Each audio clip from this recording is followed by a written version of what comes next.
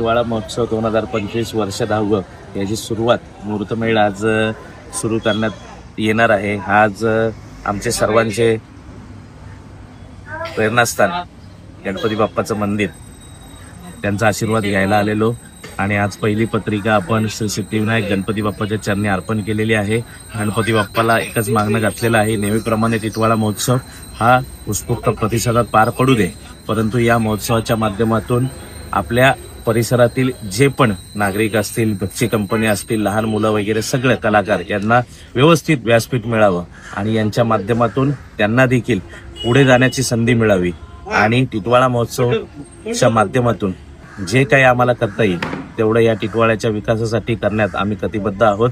धन्यवाद, नमस्कार।